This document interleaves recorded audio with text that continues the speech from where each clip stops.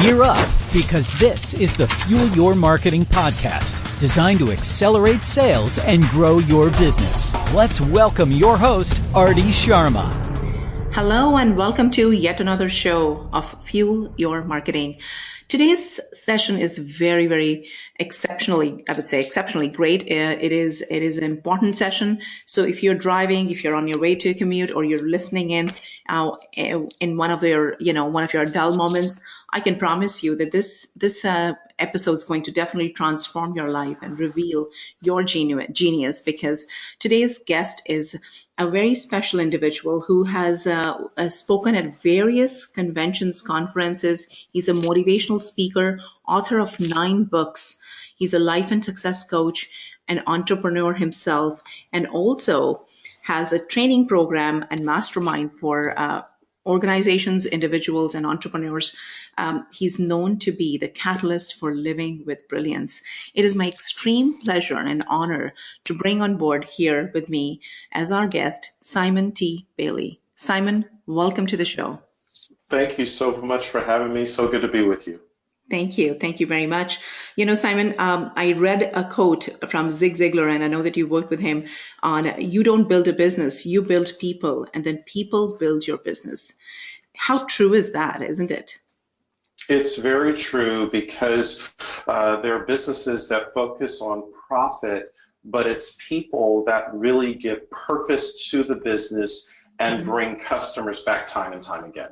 Oh, absolutely. And it's people, as I say, as Zig Ziglar said, build organizations, and organizations don't build people. Organizations build people, and then people build your business. So tell us a little bit more about, you've been a motivational speaker. You've worked with large corporations such as Disney and Microsoft. And I read somewhere about 1,000 organizations throughout the world have, gained knowledge and expertise from you. Tell us, what has your big aha moment working with corporations? Where do you see there is an opportunity for companies to live with their brilliance? Yeah, I think organizations that constantly put their leadership under the microscope of how are they creating a subculture in their business that allows people to rise to the occasion to be the best that they can be. People don't leave organizations, they leave leaders who are disconnected, but organizations where they're leaders who are connected help people release their brilliance. Mm-hmm. So it starts at the top, right? And it flows down. So the culture is defined at the top. And as leaders, as business owners, as entrepreneurs, when you're in the day-to-day minutiae of your things, sometimes we tend to forget that we're dealing with people here, and people are heart-centered, right? And sometimes in those interactions, those relationships tend to fail because we're not communicating effectively, or we're not communicating from a place of, empathy. What's your advice to busy entrepreneurs and busy leaders? How can they kind of create a system to go back and check and say, are they living their brilliance, or are they fostering and nurturing those relationships? Right. And remember that leaders are in the business of moments. So every single day, leaders are creating moments, and those moments create momentum, and the momentum creates monumental results. Right. Wow. That's amazing. Yes. So when they're living in a moment, but sometimes you're not aware, what are you doing in that moment, right? We're all kind of running in this noisy world. What is that tip in terms of a ritual, or how do you think leaders can kind of bring themselves back in that moment and kind of watch their behaviors or their actions or their interactions? I think 3 quick things. Number 1, whenever a leader is conversing with their peers or a staff member, make that person the most important person in the conversation. Secondly, listen to understand instead of listen to respond. That respects the person and says that you're totally present to them. And then the third thing, say to that person, here's what I heard you say. Is this what you meant? And just that ability to say, did I get it right, lets that person know that they matter to you. Wow, so profound. Yeah, people like to be loved and taken care of and respected for. And I think listening is such a great skill to bring to the leadership as a leader. If you're empathetic, you're listening. I think that is half the battle won. And you rightly said, people don't leave or quit jobs; they quit leaders, right? So, so while we're talking about the people, the organization, and the culture in the organizations, and as you said, it starts at the top, and there we're having micro interactions on a daily basis. There are during those micro interactions, there are so many times that things are said. People are knowingly or unknowingly looked down upon, be it in any relationship. It's not just the business environment. It could be a personal environment also. I was speaking to a friend who said, I don't handle sarcasm really well. It is a bad humor, So tell me, how can someone who has been in that situation and it is building a lot of toxicity around them and is kind of prohibiting them from living at their higher self, how can you get rid of those environments? What steps can you take? The first thing is there has to be a self-aware leader who recognizes that there's a problem. That's number one. Number two, if that person is dealing with negativity, sarcastic behavior, the first thing they have to do is say shields up. And when I say shields up, they have to block that and realize it's a person, it's not them. Because sometimes we internalize things, and so we have to block it and say, you know what, I just delete that, I'm not going to accept that. I think the third thing we have to do is do reverse psychology. So to the person who is spewing the negativity and the sarcasm, for that person who's on the receiving end to go to that person and say, when you say this, this is how it makes me think about you. Is that the way you want me to perceive your personal brand? And what it is, it's a question. You're not calling that person out, but you're inviting them to think about how their behavior is showing up. And what if they're lacking that understanding? And as we all know, that feedback is a gift. Sometimes having a sit down with that person, be it higher up or somebody who's reporting into you, or maybe in any other relationship, personal or family. There are times when that feedback is not well received, right? Many times the first, I think, the behavior that comes out naturally is most people will tend to get defensive about the feedback.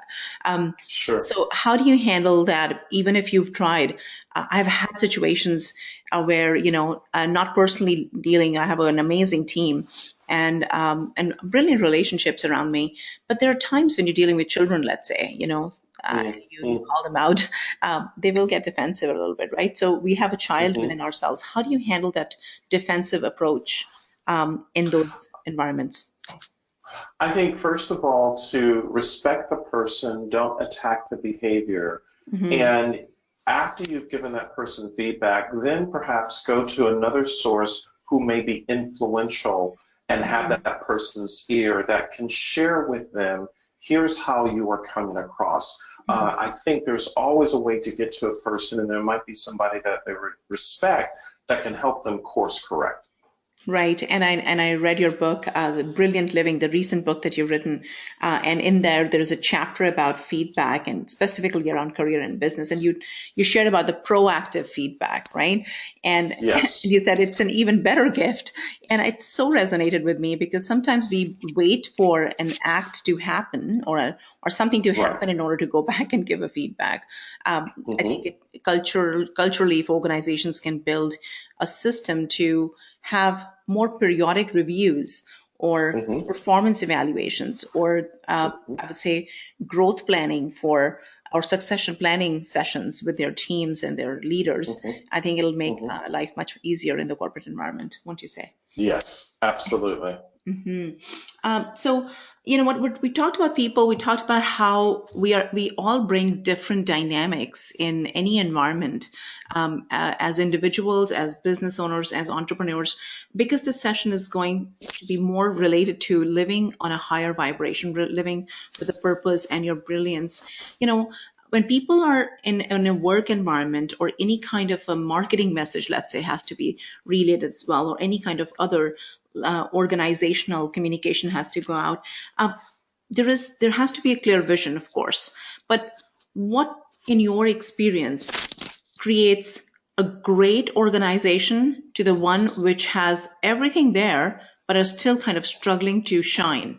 What's the difference? What is that one thing that you find organizations living their brilliance have, which others could possibly? They, yeah, they have the ability to create what I call psychological transfer of ownership. In other words, men and women don't see themselves working at a company holding down a job. They see Mm-hmm. themselves as owners of the culture and owners of the brand. A Mm-hmm. different way of saying that a brand is not the name on the building. A Mm-hmm. brand is an emotion, a connection, a perception, a moment, and a memory. And Mm-hmm. when key leadership understands how to transfer psychological ownership Mm-hmm. to employees, where now they take own of creating the perception, the connection, the moment, and memory, that's when the brand has transitioned into what I call brilliant living. Mm-hmm. Because it's no longer about what we do and how we do it, it's why we do it and how we create customers for life. And that happens because employees see themselves as the curators of the brand. Right. So to kind of, building people is one we talked about, but taking people in their stride, giving them that feel, and of course, not just the feel, but also building them up to a level where they feel they own a particular project or a particular, as you said, onerous of the brand rather than just doing their job. And you talked about the concept of, helping them understand the why. I mean, companies and individuals, we all have our own purpose, our why. But Mhm. living our why on a daily basis is sometimes we tend to forget, right? Those micro interactions are happening. Things are, the pressing priorities are taking over, and we're kind of sometimes reacting. Mhm. What are your thoughts, and what kind of, for our listeners, what feedback or what inputs or insights you would have on, first of all, finding your why, be it an employee or be it, the business owner themselves. What do you think? Finding your why. How can somebody Fi- find their why? yeah, finding your why starts with just one simple question, and that is what makes me come alive? The Hmm. reason that question is important is I was reading a book written by an author named John Elridge, and in his book, Wild at Heart, he says, don't ask what the world needs. Ask what makes you come alive, because what the world needs are people who come alive. So when Hmm. people answer the what makes me come alive question, they quit their job and they go to work because a job stands for just over bored. When you go to work, you work beyond what you're paid to do Hmm. because it makes you come alive from the inside out. That's true. And I think it's true for the business owners as well. I was speaking to a friend who said, you know what, I had to reignite my passion in my business. I was losing my focus. I did not know why I'm running this business. There were days when I wasn't as engaged. And she had to go back and go to the drawing board, I guess, and ask the same question and say, what ignites me? What brings me alive, Mm-hmm, as you said, mm-hmm, to be leading the pack here, or to be doing what I'm doing and just be of service to our clients. So that's mm-hmm, amazing. But once you've identified what your purpose is, what brings you alive, as you said, living your mm-hmm. why is very important as well, right? What can our listeners do to live their why fully? How can they live their why fully on a daily basis? Yeah, I think it comes down to three things. Number one, how you start the day determines the day. So taking time in the morning to be very intentional about your own meditation, workout, or whatever your ritual is before you go to the office, before you start work. Hmm. Secondly, think about how you can not only accomplish what you need to do that day, but how can you help those around you? I believe when you help someone else, it sets up the law of reciprocity. What goes around comes around. And then the Hmm. third thing is make sure you carve out time to pause. So many people are busy that they're not effective. So scheduling a 15-minute appointment with yourself on a daily basis just to pause to think about thinking. Because so many times we're on to the next task and we never carve out 15 minutes just to reflect. How am I doing? What am I learning? How am I growing? What difference have we made? So making that appointment 15 minutes a day and being intentional. So morning rituals is very, very important. Do you, I mean, as busy mom myself, there was a point in time when I would be just attacking my day, starting my day with looking at your phone. And then a few years ago, with a lot of coaching and, things shifted in my life. And now I don't compromise my me time in the morning, with Hmm. anything. It has to be my phone's on the aeroplane mode all night, of course, but at the same time, I don't check and come out of my airplane mode up until like 9 a.m. So it just Good. happens that carving out the time is so critical. I so agree with you, because it sets the tone for what you're going to do and how you're going to show up and serve, for the rest of the day. So Exactly. right. Hmm. So, in the recent book that you wrote, Brilliant Living, 31 Insights to Creating an Awesome Life, you talked about some of the key areas to grow and, live in a brilliant way. What are those 8 areas that you think people can emulate living brilliantly in? I think, first of all, it's spiritual. Mm-hmm. Certainly, it's your health and wellness, it's your family, it's Mm-hmm. social, it's emotional, it's educational. It's also looking at that leisure part. How do you just take time just to have fun? Mm-hmm. And then the third thing would be just your mental. Just how are you thinking about your Mm-hmm. thinking? And it's Wow. looking at those areas. And would you say that serving in each of these areas at a level which is acceptable leads to a total brilliant living? Because if you're not showing up in one area to your best, does that impact the other areas? It does. And it's also doing a constant self-evaluation as to Mhm. how you're doing and not beating yourself up if you're not doing as well as you want to be. Having the awareness to improve is the first step towards improving. And this all leads to having that focus and intention, as you said, living very intentionally, having those rituals. This involves a lot of shifting of the mindset. What is needed to have a clear vision of your life and create that breakthrough? What do you think is needed? You work with a lot of individuals and entrepreneurs and business owners, corporations. What would be your suggestion, Simon? I think it's really getting honest with what do you really, really, really want. Uh, because I believe what you want wants you. You would never have a desire to want something unless you've had the capacity to obtain it if it's meant to be. So it's really getting honest with what you want and then also being honest with what you don't want. Because sometimes you can focus your energy on what you don't want and you get it, right? Because there's a belief system or there's something unconsciously that brings that into your life. But then it's ultimately saying, what do I want? And what are the behaviors and habits that's going to support me on the journey to obtaining what I want? And and that's so true because our the way we have been told by a lot of people, we live other people's lives, right, for most of our lives, and many people live that life forever.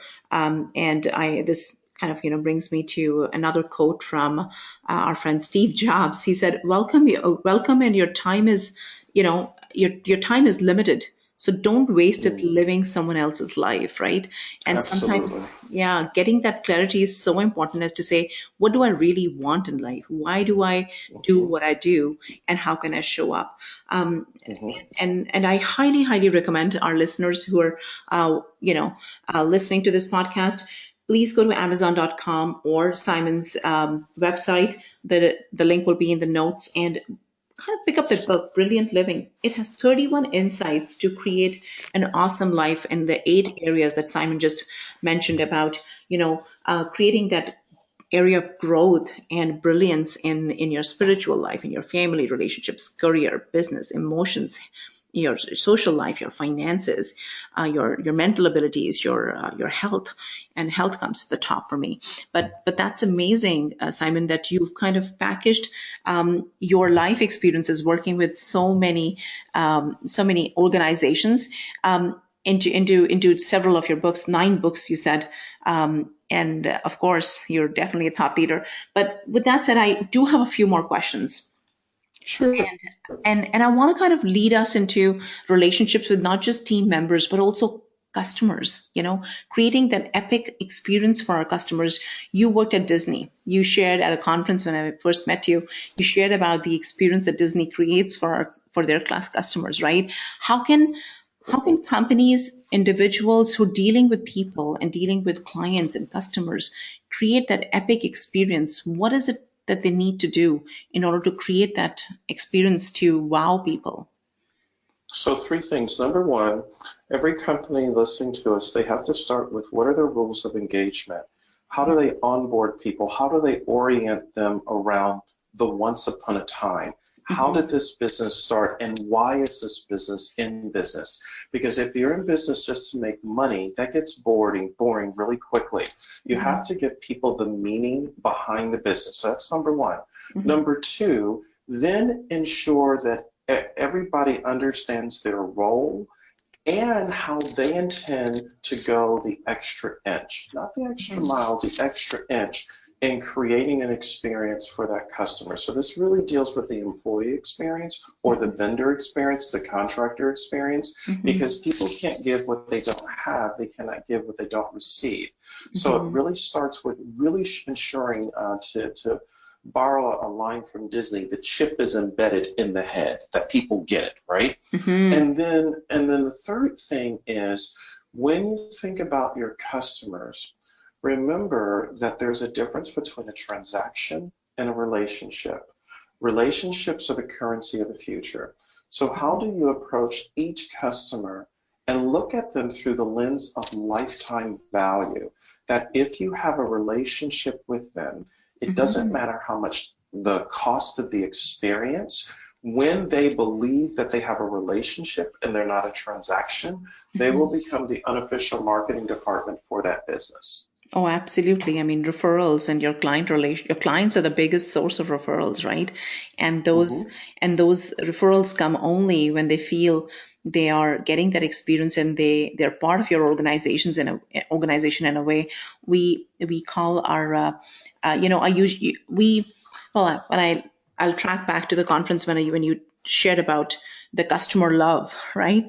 And I made note there because in our organization, one of our core values and a mandate and management business objective is about measuring ourselves against creating epic client experience. But at the same time, we want to take it one notch up because it's not about customer service. It's about customer experience. But after I heard you, I'm like, no, it's about customer love. We are in a relationship here. We got to make sure that it's brilliant and it's onerous at the same time. We want to take that experience to the next level in order to, as you said, gain more momentum, gain more referrals and more marketing from our existing relationships. So that's amazing. But only to gain marketing is not the right way to, I think, approach it. It's about making people feel important in any relationship. Exactly. Yeah. Exactly. So, well, we're nearing the end of our wonderful episode here, and I want to talk about one last thing. This podcast is being listened by as chief marketing officers, presidents, business owners, entrepreneurs, chief operational officers, and chief visionary officers. But you've kind of relayed a concept of chief breakthrough officer, right? Tell us a little bit more about that. A chief breakthrough officer is really the keeper of the culture. They are a man or woman who understands what needs to happen at 30,000 feet, but they have the relationships to make sure it's executed at 500 feet. And wherever they are, they become the breakthrough in the culture to move the organization forward, to make money and to make meaning and to create stickiness. So the chief breakthrough officer, he or she has the ability to be curious, to ask questions, but then to help every person unlock their brilliance so that they can move together and really shift from me to we. That's what the Chief Breakthrough Officer does. And it is going to be very soon, because we're leading into the world of social, where relationships are the only currency we have, right? Be it online or be it offline, in face-to-face environment, or be it in social settings. I think this is going to be soon. After this podcast is launched, there will be titles and job postings and Indeed of Chief Breakthrough Officer. Now, it'll be very tricky to hire for this role, because it has to be very heart-centric. Yes. And you know what? There is also another concept I want to touch upon of intellectual humility. What is intellectual humility? What is the definition? Intellectual humility, as I define it, is the ability to say, I don't know what I don't know, but I'm open to discovering through a diversity of thought the answer. So in other words, no longer do you have to be the smartest person in the room. You just have to understand how to engage the brilliance in the room so that the best answer emerges. So when I come from a place of intellectual humility, I don't have to spout off at the mouth and have diarrhea at the mouth. I understand that I can ask a question and I can leverage the intellect around the room so that together we discover the answer that wants to emerge. So bringing the power of one, bringing the power of human minds together. And again, where we started, you don't build a business, you build people, and you bring those people together who build your business. Right. You don't have the best answers. You have the best questions, and the best questions get to the right answer. Perfect. Yeah. That's so amazing. Thank you so much, Simon, for sharing so much of the wealth of knowledge. I so wanted to cover this on a longer session with covering all the 9 books, but I guess our listeners have gotten a taste of what you share through your training programs, through your speaking engagements, and your keynotes, as well as through your 9 books. So go pick up a book or all the books on Amazon.com, or go to Simon T. Bailey's website. Simon, what's the URL for your website? Yep, SimonTBailey.com. T like terrific. SimonTBailey.com. SimonTerrificBailey.com. SimonTBailey.com. I love it. Yes. And you know what, Simon, if people were to engage you for a conference and speaking engagement, do they again go back to your website and book you? Yeah. Okay. Great. Yep, they just go right to our website. It's right there. And I know that you have an amazing team who works with you. So obviously they'll get the due attention. And if you are an individual or an entrepreneur who's looking to engage Simon for mentoring, coaching, Simon has group training programs as well. So please go check out Simon's website, SimonTBailey.com, and you'll find a whole lot of great resources, information. And again, pick up a book at a store near you, or go order online. We're in the world of digital. Amazon Prime is the best way to order for me. And pick up a book and, live your brilliance and be brilliant. So with that said, Simon, thank you so much. It's an honor, a pleasure to have you on our show, and I so appreciate your time. Thank you so much. Have a good one. Bye for now, everybody, Okay. and keep crushing it and live your brilliance.